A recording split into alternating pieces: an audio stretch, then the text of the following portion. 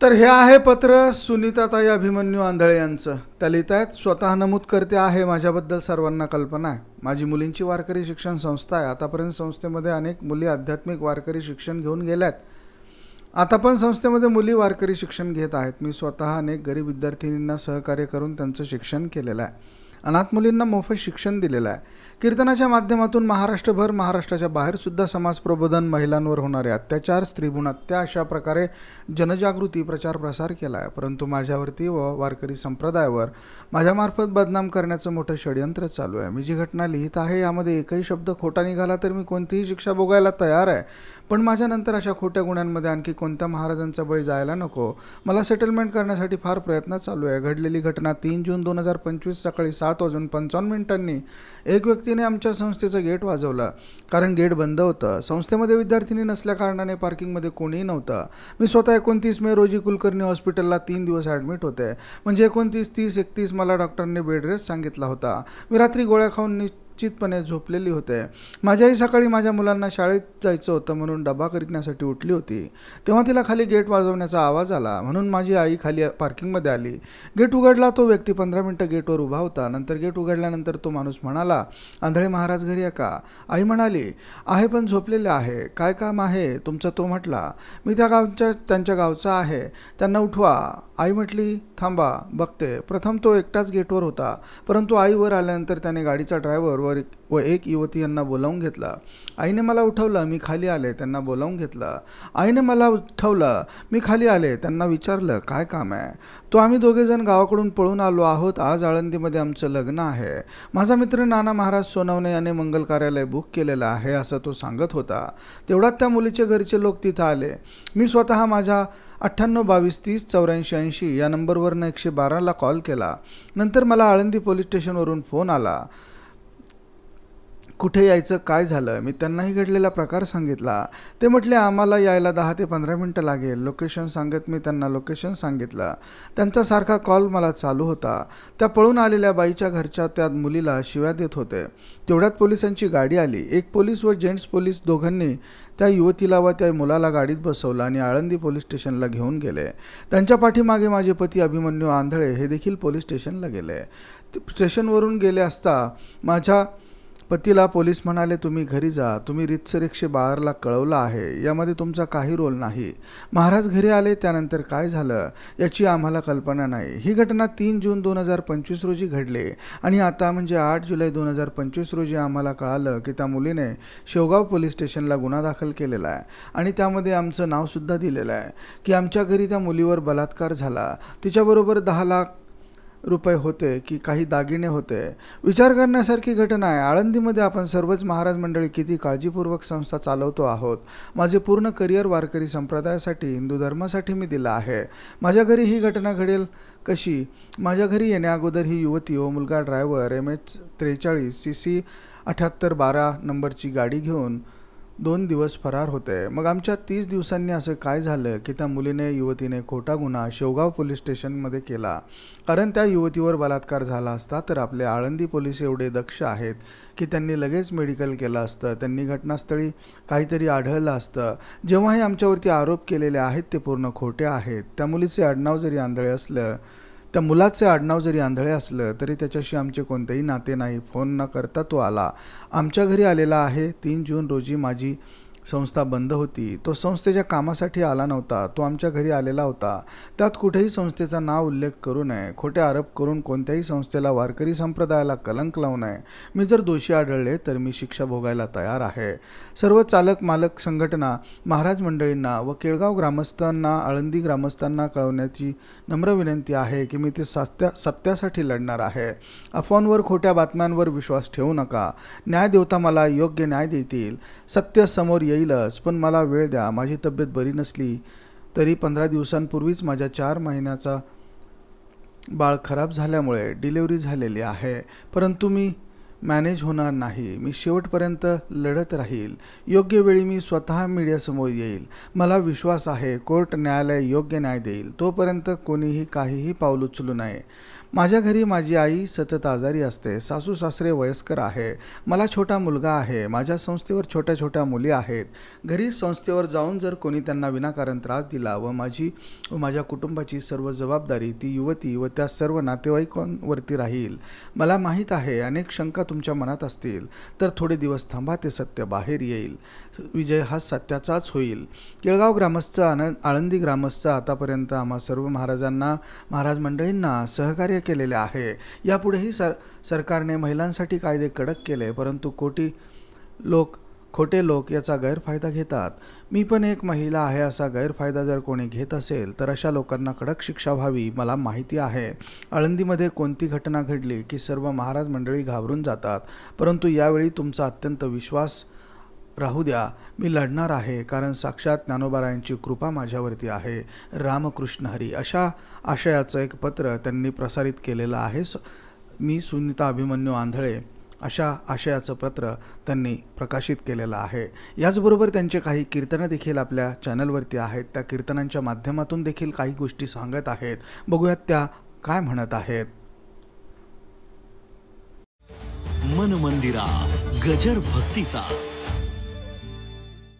जाता येता न लगे वेळ.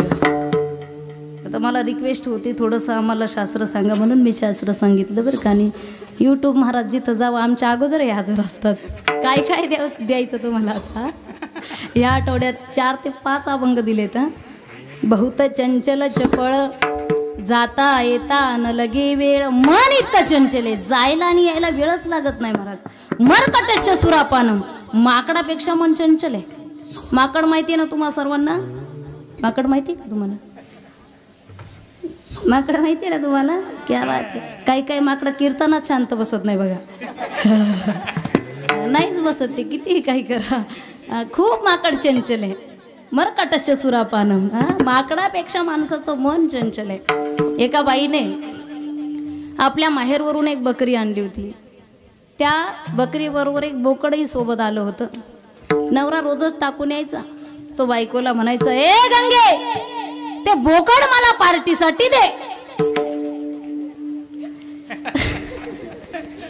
गंगे म्हटली, काही झालं तरी हे बोकड मी तुला पार्टीसाठी देणार नाही, कारण हे काय तुझ्या बापाचं आहे का. हे माझ्या बापाने दान दिलंय, नाही देणार मी तुला. माहेरचं दणकाच हे तर बोकड आहे. नाही देणार मी तुम्हाला पार्टीसाठी. करा काय करायचं तर. दारुडे मोठी युक्तिवादी असतात. त्यांनी जर ठरवलं ना एखादी गोष्ट करायची तर अवघड आहे महाराज. त्यांनी जर एखादं वायर काढलं तर 7 दिवस गावात लाईटच येत नाही. त्यामुळे त्यांच्या नादी लागायचं नाही. एक दिवस याने काय केलं, रात्री 12:30 वाजता वेधुंद झालेला घरी आला. मित्राबरोबर पाठीवर टाकला आणि घेऊन गेला. रात्रभर मित्राबरोबर पार्टी केली. रात्रभर. सकाळी 10:30च्या सुमारास जेव्हा त्याची उतरली तेव्हा तो घरी आलाय.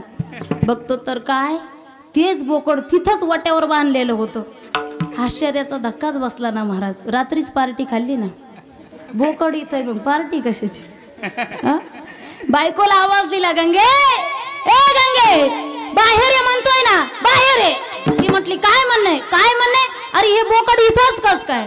ती म्हटली, तुमचं जाऊ द्या, अगोदर माझ्या प्रश्नाचं उत्तर द्या. रात्री तुम्ही 12:30 वाजता घरी आलात आणि घरी आल्याच्या नंतर आपलं काळं कुत्र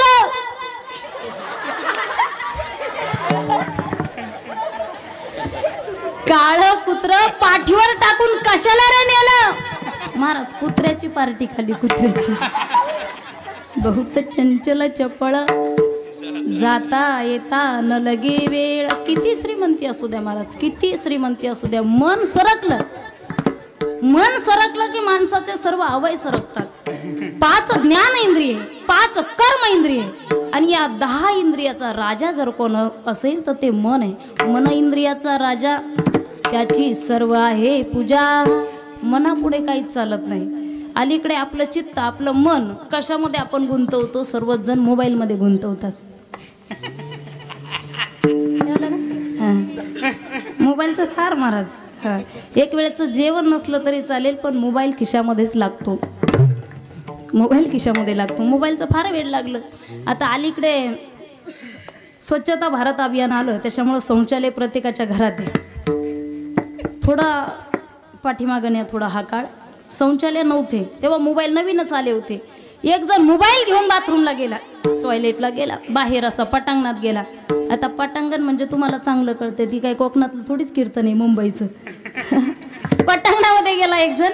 गेल्याच्या नंतर व्हॉट्सअप चालूच होतं, फेसबुक चालू होतं, यूट्यूबचे कीर्तन चालू होते. काय ऐकत होता त्याचं त्याला माहिती.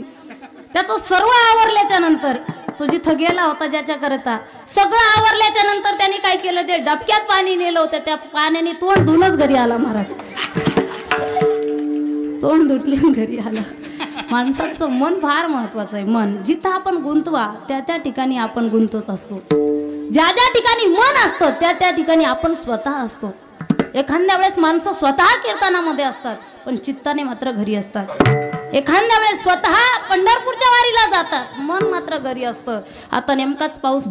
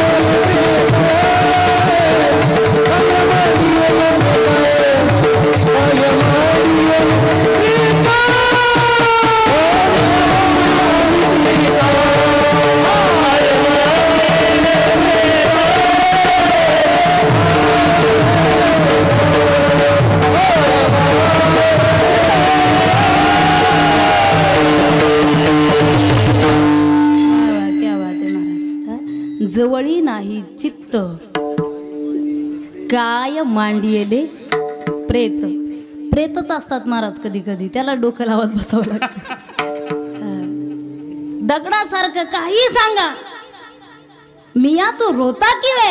नाही मैं रोता नाही हो, मेरा सुरत यायची आहे. माझं तोंडच तसं आहे रडल्यासारखं. मी रडत नाही. ज्यांचं चित्त त्या ठिकाणी ठिकाण्यावर नसतं ते प्रेतासारखे असतात. ते कुठेही जाऊ द्या, कुठेही जाऊ द्या.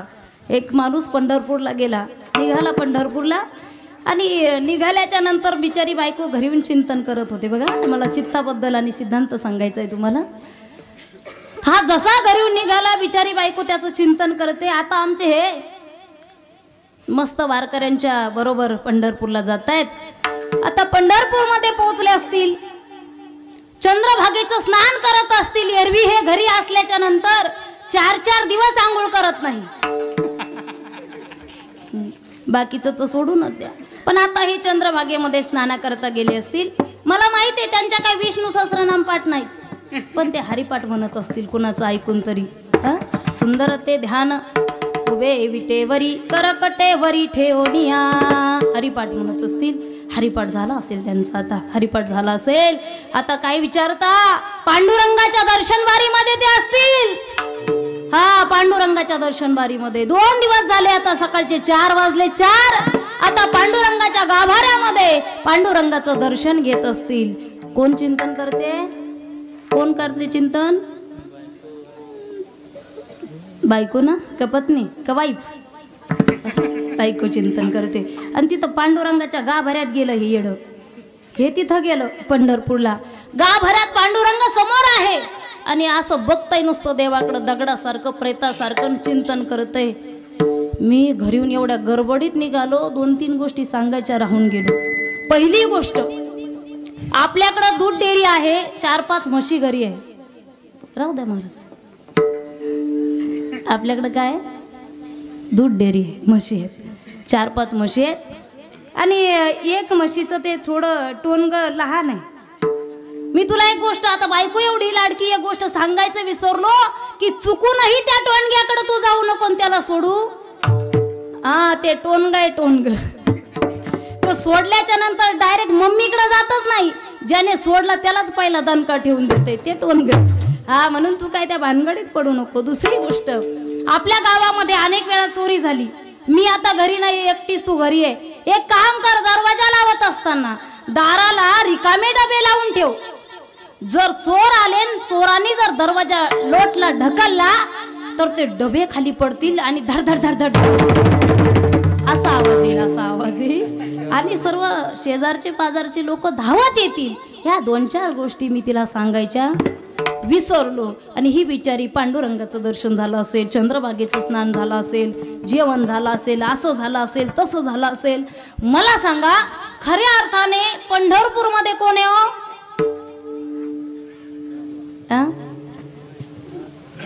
तुम्हाला माहित नाही कोण आहे? बोलत चला. वा वा, इतकं प्रतिउत्तर सुंदर कोण देणार आहे महाराज? विठ्ठल आहे हे आम्हाला 28 युगापासून माहिती आहे. युग 28 युगापासून विठ्ठल भगवंत त्या ठिकाणी. पण आता दृष्टांतामध्ये कोण आहे? तुम्ही सांगितलं तर तुम्हाला दृष्टांत समजला असं मी गृहीत धरेल बरं का. कोण आहे? बायको आहे, बायको, पत्नी आहे. बघा, महाराजांना नसून उत्तर देता येतं. पत्नी आहे ती, खऱ्या अर्थाने तिथलं चिंतन करते म्हणून त्या ठिकाणी ती आहे. ज्या ठिकाणी आपण चिंतन करत असतो, खऱ्या अर्थाने आपलं मन तिथं असतं. आणि जिथं मन असतं तिथं आपण सर्वस्वाने, सर्व अंगाने त्या ठिकाणी असतो. आता हे कशा करता जात आहे तिकडं आपल्याला माहीत नाही. आता चंद्रभागे स्नान झाल्याच्या नंतर तिथून एक पेटी पण उचलली महाराज त्यांनी. कधी न जाणारं भूत होतं ते पंढरपूरला. एक पेटी उचलली, घरी आणली. घरी आणल्याच्या नंतर आता पेटीत काय निघणार, पेटीत काय निघणार, पेटीत काय निघणार. त्या पेटीला एक बारीक छोटंसं कुलूप होतं, कुलूप, छोटं कुलूप. त्याला कोणतीच चाबी बसत नव्हती. काय करायचं, काय करायचं, बिचारीच्या डोक्याच्या सर्व पिना मोडल्या. मग दुसऱ्या दिवशी चाबी बनवून आणली बाजारावरून. चाबी बनवून आणल्याच्या नंतर पेटीत काय निघणार म्हणे, आपल्या पेटीत काय निघणार हे गावाला कळू द्यायचं नाही, कारण मी चोरून आणलेली. त्याच्यात 2 ग्राम निघू, 3 ग्राम निघू, अर्ध तू घ्यायचं ना अर्ध. दुसऱ्या दिवशी ती पेटी उघडली. पेटी उघडल्याच्या नंतर 2 ग्राम का मारा, चंद्रभागेमध्ये पेट्या सापडल्याच्या नंतर ग्रॅम कसाला निघतं तिकडं. त्याच्यात 2-3 वस्तारे, 2-3 काहीच्या निघल्या. जे चित्ताने परमार्थ करत नाही त्यांची अवस्थाही असते. संघामध्ये पहिल्याच पूर्वार्धामध्ये सांगतात आणि यथार्थ सांगतात बरं का. त्रिवेणी संगमी नाना तीर्थ भ्रमी, चित्त नाही नामी तरी ते व्यर्थ. तुम्ही त्रिवेणी संगमाला जा, अर्थ नाना तीर्थ भ्रमण करा, तुमचं चित्त जागेवर नसेल ते व्यर्थ आहे महाराज, ते व्यर्थ आहे. म्हणून हे चित्त, ही वासना जपणं खूप महत्वाची. ही वासना जर आपण कापून टाकली तर जाईल का? ही वासना आपण बाजूला काढली तर जाईल का? तर नाही. एखादं झाड, एखादं वृक्ष जर मुळासहित नाहीसं करायचं असेल तर तोडल्याच्या नंतर सुद्धा खोड जाळावं लागतं. बरोबर आहे ना? वासनेचे बीज जळून जाय, जाळावंच लागणार आहे महाराज, जाळावं लागणार आहे. नाही तर ही जोपर्यंत वासना आहे तर या वासनेचं वर्णन नाथ महाराज करतात. जन्म घेणे लागे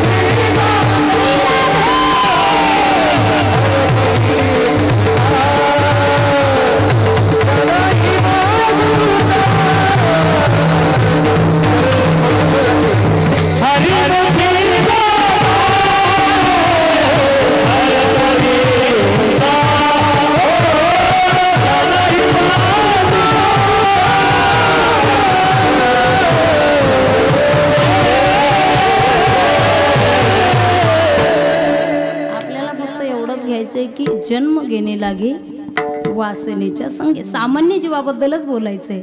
महात्म्याबद्दल बोलायचं ठरलं तर त्याची झाले अंगे हरिरूप.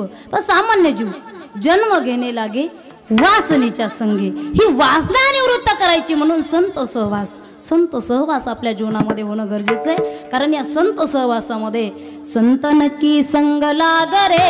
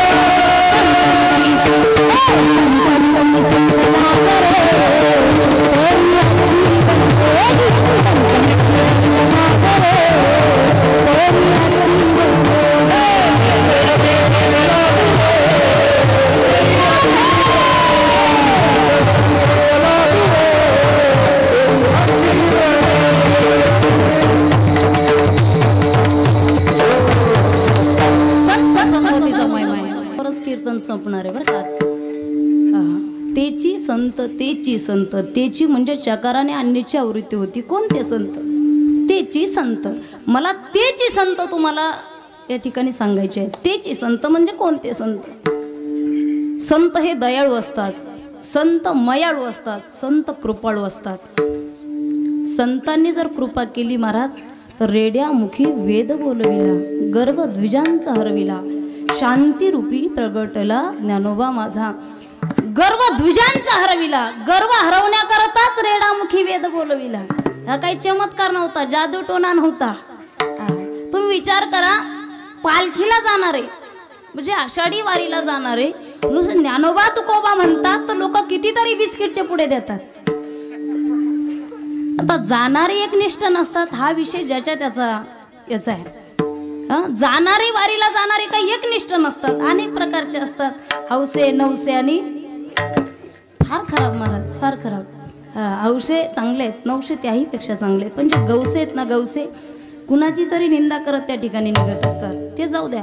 पण जे गवसे आहेत ना, गवसे आणखी एक युक्ती करतात. ते काय करतात, इथून निघले की आळंदी, आळंदीवरून पुणे, पुणेला 2 मुक्काम असतात.